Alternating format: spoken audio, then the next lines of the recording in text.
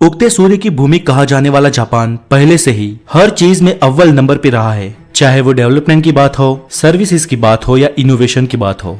Japan ने हर चीज में बाजी मारी है। जापान में जाने वाला हर पर्यटक इस देश की टेक्नोलॉजी को देख के दंग रह जाता है और ये लगता है कि जापान 21वीं सदी में हमसे कई ज्यादा आगे भविष्य में रह रहा हो। तो चले आज जानते हैं द नॉलेज में जापान की उन लेटेस्ट टेक्नोलॉजीज के बारे में। Super toilet. आज के समय में जापान के टॉयलेट स्मार्ट और टेक्नोलॉजिकली बहुत ही एडवांस है। वहाँ आपको सामान्य से सामान्य टॉयलेट में टैंक के ऊपर सिंक और हीटेड सीट देखने को मिल जाएगी और सुपर हाईटेक टॉयलेट तो इससे भी कई ज्यादा आगे होते हैं। इसमें कई तरह के बटन्स, म्यूजिक सिस्टम और ऑटोमेटिक परफ्यूम स्प्रेड होता है। सीट्स को अप डाउन करने के लिए स्विचेस, पकड़ने के लिए हैंडल्स और पूरे टेक्नोलॉजी से लेस होते हैं। और ऐसे टॉयलेट ये लोग लगभग पिछले 30 सालों से यूज कर रहे हैं। Japanese bullet train. जापान के पास 350 किलोमीटर पर आवर्स की स्पीड से चलने वाली बुलेट ट्रेन है, जो कंफर्ट, सेफ्टी और टाइम मैनेजमेंट के लिए पूरी दुनिया में जानी जाती है। उनके पास 6 टाइप की बुलेट ट्रेन है। दुनिया में सबसे पहली बुलेट ट्रेन जापान ने ही लॉन्च की थी और वो भी आज से 50 साल पहले। Black fries. पूरी दुनिया में कई लोगों ने शायद ब्लैक फ्राइज देखे भी नहीं होंगे और जापानीज ब्लैक फ्राइज खाते हैं। नहीं, ये जले हुए बिल्कुल नहीं है, लेकिन ये ब्लैक स्पाइसी पोटैटो से बने हुए हैं। जापानियों का कहना है कि ये खाने के लिए बहुत ही डिलीशियस और हेल्दी होते हैं। पोर्टेबल एशट्रेस। जापान में कई लोगों को सिगरेट पीने की आदत है, लेकिन वो उसका ट्रेस या राख यूं ही रास्ते में नहीं फेंक देते हैं। उसके लिए वो लोग अपने साथ खास पोर्टेबल एशट्रेस रखते हैं, जिनसे जापानीज रास्तों में राख तक का भी कचरा ना हो। सच अ क्लीन कंट्री। और ये आदत इस देश के लोगों की पोलाइटनेस और रिस्पेक्ट को दर्शाती है। लेकिन बी रिमेम्बर, सिगरेट पीना स्वास्थ्य के लिए हानिकारक है। The most organised luggage. पूरी दुनिया में अगर हम एयरपोर्ट पे जाते हैं तो हमारा लगेज एक बेल्ट पे ऐसे वैसे बिखरा हुआ पड़ा हुआ मिलता है, लेकिन जापानीज एयरपोर्ट्स पे लगेज बैग्स सलीके से, ढंग से और रिस्पेक्ट से लाई जाती है, जिसे लेने के लिए एयरपोर्ट स्टाफ आपकी मदद भी करता है। Shining in a dark tattoo. पूरी दुनिया में कई लोग टैटू बनाने के शौकीन होते हैं, लेकिन हमारा टैटू उजाले में ही दिखता है, अंधेरों में वो दिखता नहीं है। पर जापान लेके आया है टैटू में भी एक ऐसी टेक्नोलॉजी जिसे आपका टैटू अंधेरे में भी चमकने लगता है। ये एक प्रकार का यूवी टैटू है और ये यूवी किरणों में चमकने लगते हैं। Small shops on the road.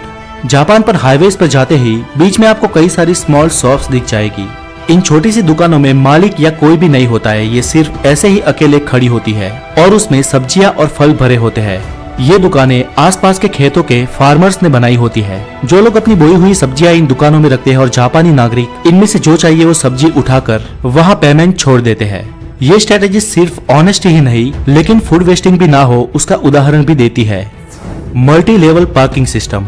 Japan विस्तार में बहुत ही छोटा देश है और इसके लिए वहाँ पे पार्किंग व्यवस्था करना एक बड़ा चैलेंज था, पर जापान ने उस समस्या को भी सुलझाते हुए मल्टी लेवल पार्किंग सिस्टम के स्लॉट्स बनाए, जिसे एक साथ एक दूसरे के ऊपर कई सारी गाड़ियां खड़ी की जा सकती है या ग्राउंड लेवल के अंदर कई सारी गाड़ियां पार्क की जा सकती है।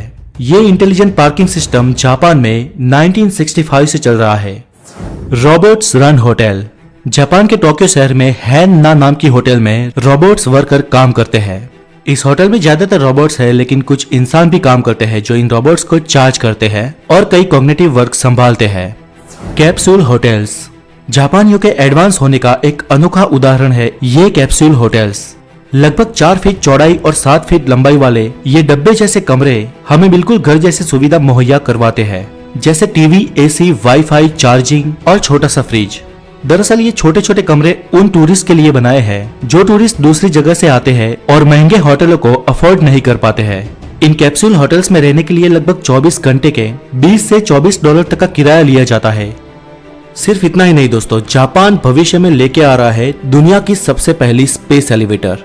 जी हाँ, अब तक लोग अंतरिक्ष में स्पेसक्राफ्ट में जाते थे, लेकिन अब जापान बना रहा है एक ऐसी एलिवेटर जिसमें बैठकर आम इंसान अंतरिक्ष की ऊंचाई तक पहुंचेंगे। ये एलिवेटर या लिफ्ट एक कार्बन नैनोट्यूब के मजबूत धागे से बनाई जाएगी और इसका काम जापानी कंपनी ओवियासी कोर ने संभाल लिया है। कहा जाता है कि दुनिया की ये सबसे पहली स्पेस एलिवेटर 2035 तक तैयार हो जाएगी। यानी अगर सब कुछ ठीक रहा तो हम उस एलिवेटर को देख पाएंगे और हो सकता है कि जिंदा रहते हम स्पेस एलिवेटर से स्पेस की यात्रा भी कर पाए। अब ये एलिवेटर बनती है या नहीं बनती, ये तो हमें भविष्य ही बताएगा। तो आज के लिए इतना ही। और जापान के